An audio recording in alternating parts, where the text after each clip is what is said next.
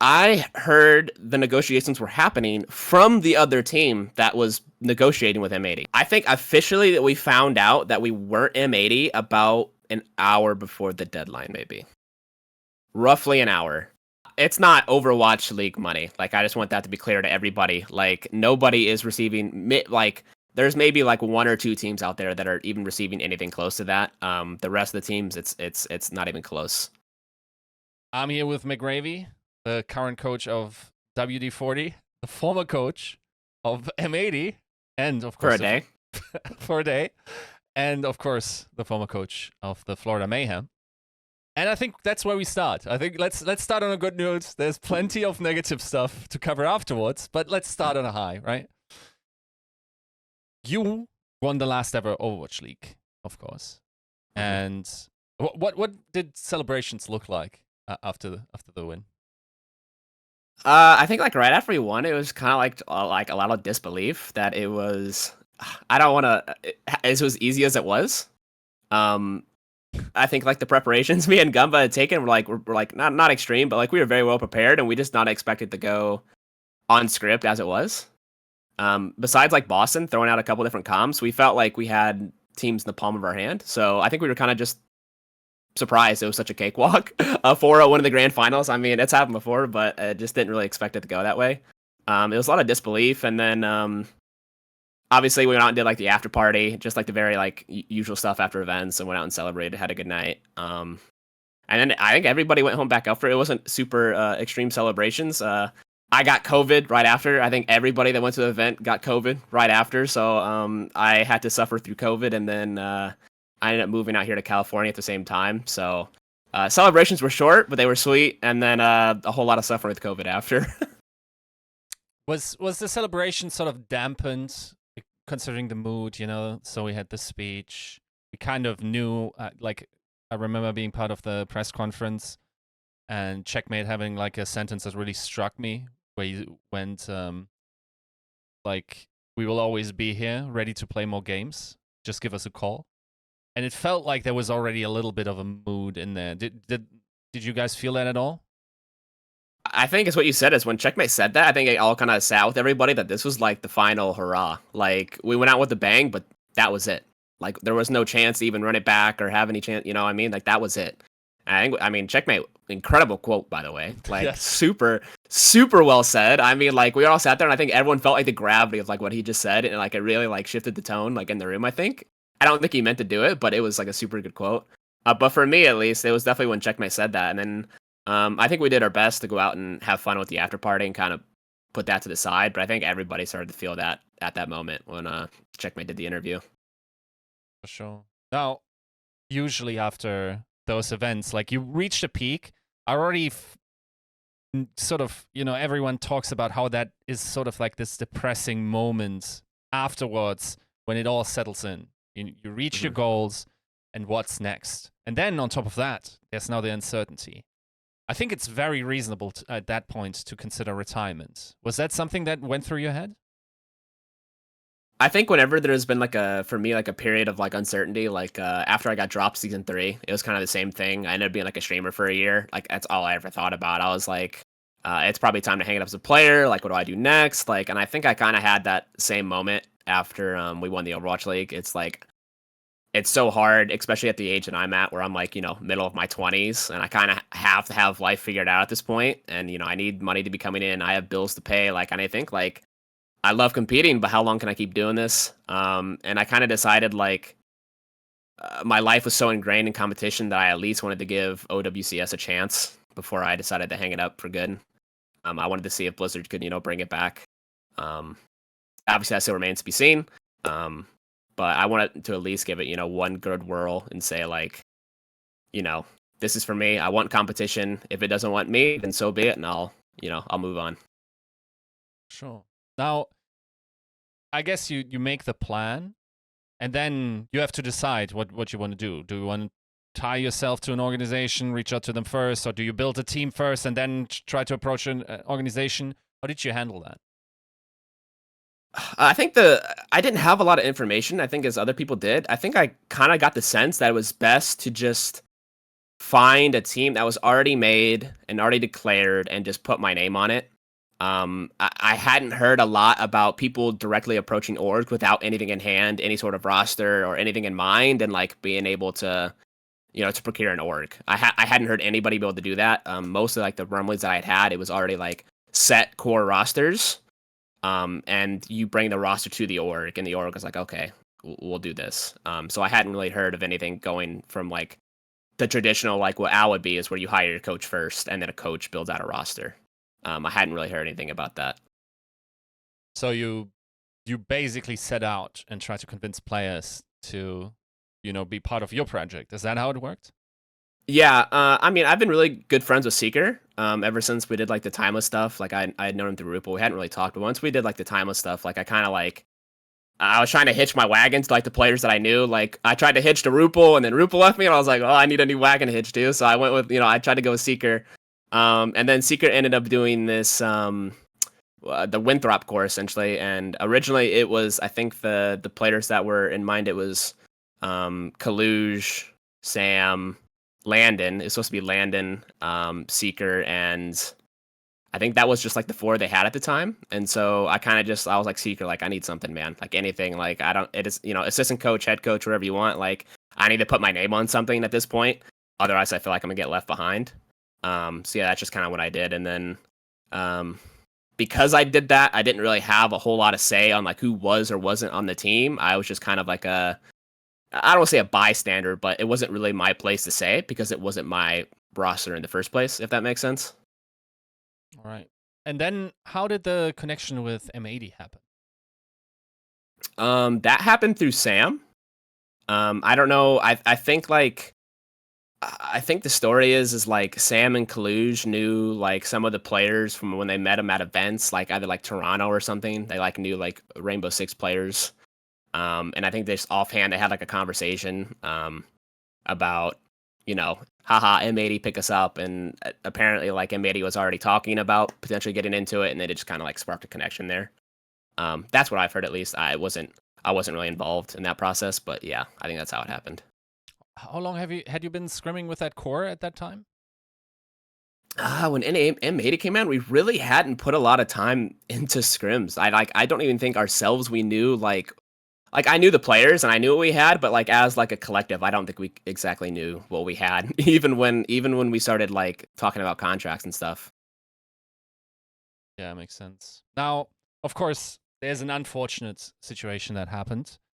And like in the last moment, it all fell apart, right? Mm-hmm. Sam was found out to have done something like despicable, or kicks him. And at that point, you may just assume, well, we'll find a new flex DPS. We have 4 hours, or however long you told me, right? Like you had beforehand. What is the process there? But like, how did you try to fill in? Like, who reached out? What was it like? Yeah, obviously we had like Coluge retire the night before, which is his own set of problems, and then the whole Sam stuff came out. So the process kind of got complicated because I was already in the midst of replacing the tank, and then out of nowhere with like 4 to 5 hours on the buzzer to replace a flex DPS, it kind of changed because it's one thing to just slot in one player and change. It's kind of a different thing altogether to replace 2, because that's essentially getting close to replacing a core at that point. So mainly I was looking at picking up a duo from an already existing roster. Everyone was pretty much committed because I mean, like I said, there's like 4 or 5 hours left on the deadline. Pretty much everyone's already committed. There's not a lot of people floating around out there. So I looked towards the next best roster, which was, I thought, Hawk's team, which is now M80. And I originally wanted Hawk, and I started with Hawk, and Hawk wanted Pelican. But the issue was that there was 4 or 5 hours left, and Pelican was sleeping. It's like 6. It's like I looked at the clock when we started talking, and it was like 6:30 in the morning, Korea time. And the odds of getting, not people don't have each other's cell phones in esports. It's not like you can call their phone, they wake up, they pick it up. Oh, I'll get on. That doesn't really happen. It's like they're like spam Discord calling, and he's not waking up. And Hawk's like, well, I don't really want to leave my guys out there if I can't bring out Pelican. Like, I'm not gonna just join. for the sake of it without bringing at least somebody with me. You know what I mean? And he really wanted to be Hawk Pelican, and I was like, okay, I can't promise anything because if I can't get him on the roster, we can't play. We can't play. So at that point, I started thinking about getting a backup plan because I really, really did want Hawk Pelican, but I reached out to Mirror, and I think Mirror had already like heard rumblings, and I think he started talking to the guys before it. He was like, I want to be on the team, and I was like, well, Mirror was my, I don't want to say second option, but yeah, he was essentially the second option. He was the backup plan, and at that point, I was like, well, if I'm gonna get Mirror, then I might as well try and take somebody from the YFP roster, whether that be Zera or Top Dragon. And we kind of did talking. Is okay, like I think the backup plan is gonna be Mirror Top Dragon, and that just ended up what happening because it's a whole mess. Because while I was talking to Hawk Pelican, Hawk was also talking to M80 about just signing his team because of the deadline, and then I was talking to the head of esports, and he had me. It was a whole big jumbled mess where there was not a lot of communication, and I was just doing my best to field the best roster I could. But yeah, that's kind of like those were the duos that I kind of had in mind.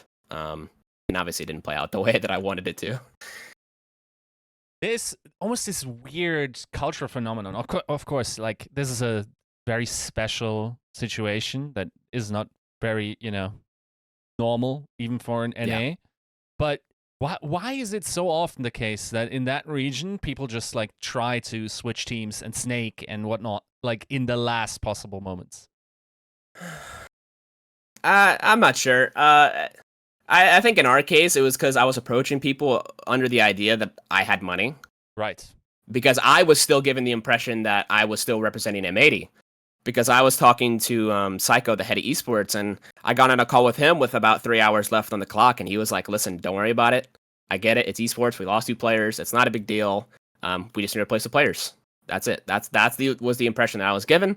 So when I was approaching Hawk, I said, hey, I'm the head coach of M80. Like, I have money to give you. Like, and the same with Mirror. Like, once I talked to Mirror, I was like, if Hawk falls through, I have money. You're more than welcome to join the team, you and Top Drag, if you want. So, I was I wasn't doing it on purpose, but I was kind of misrepresenting my hand a little bit because I was given the impression that I had money to give, and I did not have the money to give because M80 was already in the process of replacing us. Oh, well, but you did not know that those negotiations were going on behind the scenes. I heard the negotiations were happening from the other team that was negotiating with M80. I did not hear from M80. Gator gave my team a heads up and said, like, hey, like, Marco, the CEO, is talking to Hawk and Hydron about signing our team. Not your team, our team. And so now I'm in this weird kind of mix where I'm currently M80, and I'm negotiating with his players, but the CEO is negotiating with his team, and then the head of esports is kind of like somewhere in the middle, playing both sides. It was a lot. It confuses me now. There was so much going on, so many moving parts. What was communication like between you and the org? I tweeted about it a little bit, and I didn't want to be vague, but when Sam, Seeker, and me, we had our initial meeting with M80, where we discussed like how much salary would be, like why we're being picked up, why we should be picked up. The initial meeting, and I did not talk to anybody from 80 from that point. It was probably like a 2 week, 2.5 week period, maybe even more, until I first got on that call with Psycho, maybe 3 hours for the deadline. That's it. Everything else was radio silence, and it was communications through Sam. So once Sam was out of the picture, I kind of knew it was trouble because nobody had talked to literally anybody else on the team, and I knew there was a chance for like some sort of hijinks to occur. I mean, I can't expect you to disclose like contract clauses or whatever, but this was a significant sum of salary that would have largely paid for your everyday expenses. It would get people by, I think, like normal, like a normal adult who has bills. But it would, it's not Overwatch League money. Like, I just want that to be clear to everybody. Like, nobody is receiving like there's maybe like 1 or 2 teams out there that are even receiving anything close to that. The rest of the teams, it's not even close. It's not Overwatch League money, but it's enough where you can justify potentially doing esports full time. It was one of the best deals on the market, 100%. Right. Now, the one thing that we kind of you mentioned, but I guess I should ask about is the Coluge situation, because I think what Coluge did, it's kind of pulling a super, but kind of not, because the way at least he said on Twitter was, if you guys had trouble finding a tank, he would have played, just to be fair to you guys, right? So, was that something that you noticed, that his heart was no longer in it, or was that something completely out of the blue? So this issue kind of ties into the lack of roster control. I think there was like a period of time where the Hawk team was supposed to be falling apart, and Spectre was supposed to be kind of like a free agent, like open to join a team. And I forgot who mentioned it, but immediately I was like, listen, I know like it's hard to swallow from like the team perspective, like DPS wise, like, but we need Spectre. Like, this roster does not have a Tracer player. This roster was not built with a Tracer player, and we're never gonna have a Tracer player. If there's a solid Tracer player able to be on this team and wants to join this team, we should pick him up. And everybody besides me and Coluge was heavily against it. And because of like the way the communication went with M80, I wasn't really in control. Like, I was head coach, but I wasn't able to move the pieces the way I wanted. So I think Coluge's problems kind of stem from the fact that we weren't good. And with the meta, the way it was shaking out, with Tracer being essential, I mean, Tracer's played like 99.8% of the time. Right. He didn't see exactly a favorable future with the team, I think, and I think it really frustrated him. And in turn, his frustration frustrated everybody. So I think he kind of felt that it was like a mutual thing. And he wasn't motivated to try and like solve the fact that we didn't have a Tracer player, I don't think. And he was just like, listen, it was like the night before we got done with scrims. He was like, listen, can you guys just talk to Hawk? Like, I don't really want to do this anymore. And I don't think anybody really pushed back, because it was already getting like, it was maybe a week of scrims and people were already frustrated. It was already getting to a point where people didn't want to play with each other, and it was like, this is probably just best if we split now. Yeah, makes sense. Do you think, like, what if none of that other stuff with Sam had happened? Do you think he would have picked up another Tracer player eventually? If the stuff didn't happen with Sam, I think eventually, yeah, I think it probably would have ended up, whether it be like a tier 2 Tracer player, but yeah, I think at some point, like in my world, like finding a Tracer player was like the #1 priority, for sure. Would you have made groups? Yeah, I think so. Even without a Tracer player, I think like I don't want to. NA as a region right now is super like disjointed.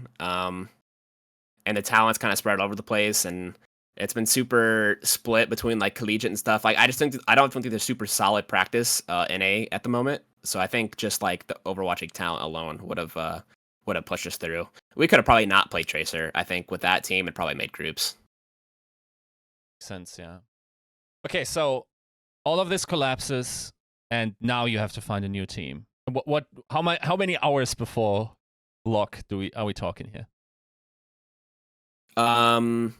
So I think officially that we found out that we weren't M80 about an hour before the deadline, maybe. Roughly an hour. So I kind of have to rifle through this process of like, do I even want to do this anymore? Because this is like, I'm at like an all-time low right now. Like, I've held a job for less than 24 hours. It's like one of the best deals you can possibly think of in the current, esports landscape. And I just lost it in the span of like, 24 to 36 hours. Gone. And I'm like, is this even worth doing? I kind of let the players decide. The players said they wanted to stay with me. So I was like, listen, like, whatever you guys want to do, like, I'll follow if you want me. If you don't want me, fine. Like, I'll go co-stream or something. It's not missing a split. It's not going to be the end of the world for me. Not to toot my own horn, but I have a pretty good resume at this point. I think, like, even if I miss a split, I think I could end up finding a team later down the road. I wasn't super pressed about making a team before the deadline, to be honest. Right. But I think the reaction from Mir was that they still wanted to keep the core because they had already blown up the team they had before, and they would rather just stick with what we have. So it ended up being like Mirror, Top Dragon, Seeker, and Liar, and we just had to find one other player, and we just took up MCD from YFP. Essentially, Mirror was like, "Hey, do you want to join the remnants of what you destroyed earlier?" And with Gumba, and I was like, "Fine." But then Gumba and Crims were like, "Well, now that you're here, we didn't really want to do this anyways, so it's your team." And I was like, "Okay, whatever, fine, I'll take it. Not a big deal." So it was just a big mess, and it was essentially like they asked me to coach, and I felt like I was obligated to help the guys I had been with. I didn't want to leave them high and dry without a coach. Right. Now, did you have to cut into the overtime that they gave? How much was it actually? Like the extension? Wait, what do you mean? The extension. Oh, people say that we were the extension, but I don't think we were the reason that it got extended. I think everybody was on the roster 10 minutes before the deadline. I could be mistaken, but I don't remember anybody talking about us being the one that was late. The only issue that we had was our roster still had like Gumba and Crimzo on it, and Gumba was listed as coach, but Gumba wanted out, but it locked, and we were like trying to like fiddle with like who was substitute and who was coach, and ended up getting locked into place. That's the only issue that we had. And I think the admins solved it a couple days later, so I should be listed as the coach on the roster now. Is there actually any functional difference for coaches in this format? Within the Face It format, if you're not listed as coach, you don't get invited to the server. Okay. So Gumba was essentially only sticking around so I could watch the game, and he would stream. And then once after we got it switched around, it's been fine. So yeah. All right. Now, of course, the next part is now that you've qualified. Have you been able to establish any contact with other organizations? I think they're like initial talks. I wouldn't say like any hard conversations, but I think there's like a lot of curiosity from even like tier 1 orgs, like household names at this point. I think they kind of just like want to get a better understanding of like the space, because a lot of the people that I'm talking to they've essentially never been a part of Overwatch, and they don't know anything. They're just curious. Like, is there any like way, like any path to profitability, even like a break-even point? Like, how would this happen? So I've kind of had to like explain like the precedent for like in-game skins potentially happening, like monetization that way. But it's been tough because I can't promise the orgs what Blizzard's gonna do, because I don't know. I don't know what Blizzard plans to do with the esports. I don't know how much they plan to actually support it. So I kind of just have to lay out for these teams like a rough, like, well, for World Cup, they've sold a skin and they made some money. Like, you know, maybe with OWCS, they do the same. I don't know if they'll put like your brand in it, but maybe something similar. Like, that's kind of what I've been explaining to these orgs. So there's definitely been some interest, but there's nothing concrete, set for WD-40 at the moment. Is it North American esports orgs or also European orgs that are looking at North American teams? I think it's mostly NA. There's a couple sprinkled here and there that like EU or based out of EU, but I would say mostly North American based organizations for sure. Do you feel like there is even a good pitch to be made at this point? How satisfied are you with the OWCS system?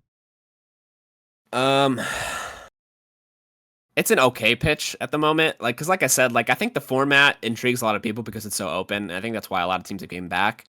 But I think the open secret is that most people are only interested because of the what's it called, the EWCS, the Esports World Cup, or whatever it's called, the World Cup. Yeah. That's kind of like the open secret, and it's the only reason a lot of people are getting paid at the moment is because essentially if you can sign an Overwatch team, and if Overwatch is a game at the World Cup thing, it's a free break even essentially investment. So there's not a lot of risk involved if you're going to be there to field an Overwatch team. I think that's why most orgs are in it at the moment. Makes sense, yeah. Is that like, I feel like there's also these rumors about large prize pools even for the singular games. Is that something that you feel or teams are trying to negotiate, you know, the type of like share between the org and the teams? Is that really important to negotiate as a player at this point? Yeah, I think it's definitely, it depends on the org, but yeah, it's definitely important from like a player side to make sure that you get a favorable split. You know, sometimes teams are generous and they do 90-10, but I hear about a lot of teams doing 70-30. Like, anything you can do to to help get even 5%. If you can change the 70-30 to 75-25, I think that goes a long way. Because the prize pools are so big. In your experience so far, in like the terms that you've been presented with, and indeed signed one of, just how different are they to general Overwatch League contracts? Of course, there's no minimum salary and whatever. There's presumably, like, at some points they had, like, even housing in those Overwatch League contracts. Of course, that was then later taken away. But like, how do the general market contracts compare to Overwatch League contracts at this point? The only official contract that I've seen is the one that I signed with M80, and I've kind of been like, I've been hard on M80 because of the conversations and the communication that we didn't really have at all between like as a staff and as an org. But I'll say like the contracts they offer us were super favorable. I mean, I can't get into like super specifics because I don't want to break that trust, but like very favorable prize pool. There were incentives if we did well at big events. They were willing to pay for visas and housing if it came to it. Like they were super supportive of. They wanted to win. They stressed that like if the expenses come with and you need to sign like Koreans and we need visas and housing, then then so be it. We'll pay for those expenses. Yeah. So at least speaking from the M80 side, I mean they were super generous in my opinion. Now that's not going to happen with every org. There's going to be a lot of like up and coming orgs that are, I don't want to say predatory contracts, but they're definitely going to try and skew things in their favor to kind of like, boost their brand and their standing.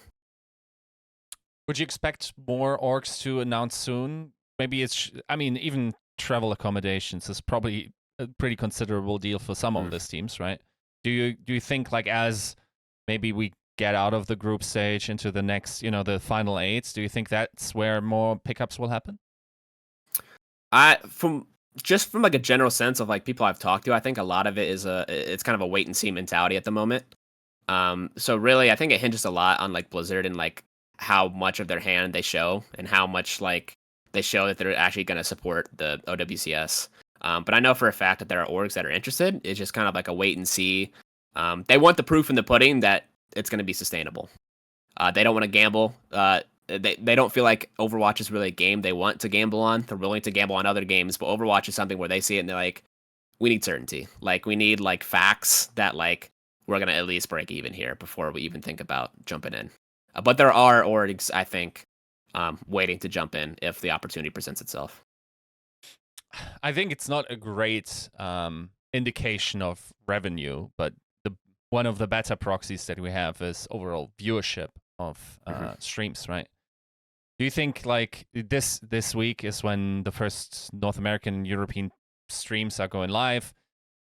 Not even just counting the mainstream, like what kind of viewership overall, including the co-streamers and maybe the players' streams as well, would you expect in total to like sort of like average out, or maybe even just on day one for Overwatch? And what would be a success for this esport at this time? I feel like in total, if they could at least like start with a match of Overwatch League's numbers from YouTube or a little higher would be a good start. I don't anticipate it's gonna be like Overwatch League Season 1 where it just absolutely takes off. I just think there's so much the general like sense among like competitive gaming is that Overwatch is like the little brother and it just gets like this kind of like unwarranted hate. But that's just it is what it is. It's gonna have to. I think it's gonna have to be a slow build instead of like a hot burn at the start. I'd at least like to see like I think towards the end of the Overwatch League in the regular season is what like maybe like 30 or 40K on YouTube. I would like to see at least a little bit higher than that. I imagine it'll probably be close to that just because it's like back on Twitch. Like this. It's been announced for a while. It kind of just it kind of again it relies on Blizzard. All this relies on Blizzard. Like, will they market this? Will they put this in the in-game client? Like all those questions, I think still remain to be seen.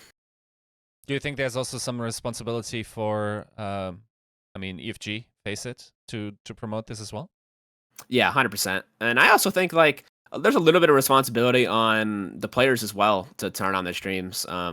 I know me and Gumba still have a great relationship. I know Gumba wants his players to stream. I told him the same thing. I can't force anybody to stream, but I think anybody that has a brand should use it if they want OWCS to survive. If you anything, like even if you get 50 viewers, I think that's important. Like if you have anything going on with your stream or your brand, I think you should do your best to try and promote it in any way possible. It also benefits you, like getting more streaming hours, more ad revenue, more subs, like all of that will come in, especially for the teams that climb up and continue to qualify for the big events.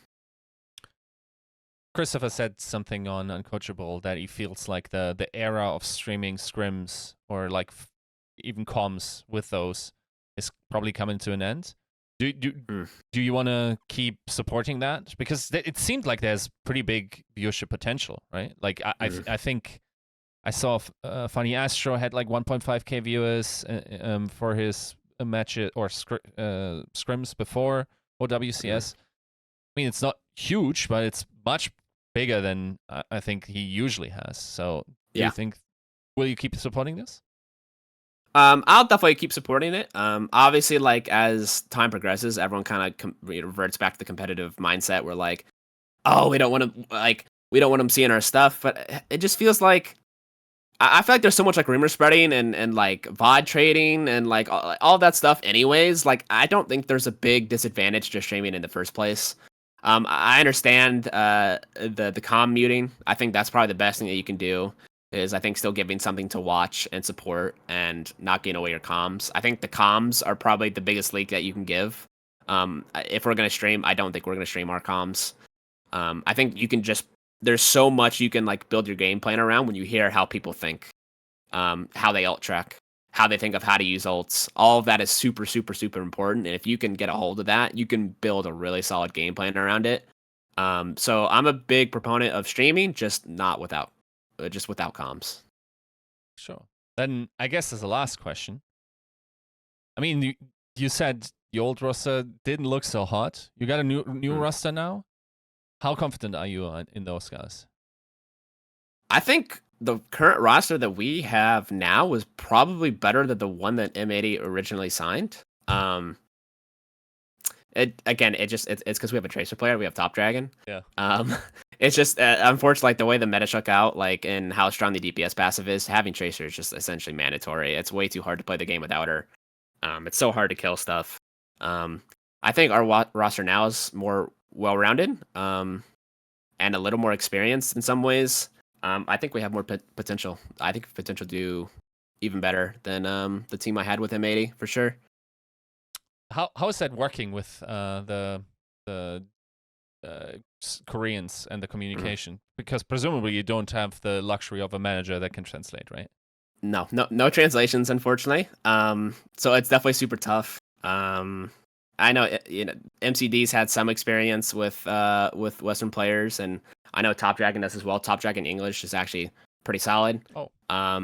I honestly like I don't want to throw any of my players on the bus. I think the bigger issue is the Western players that haven't played with Koreans. I think it's kind of more of the issue. I think Liar is one of them that's never played with a Korean before.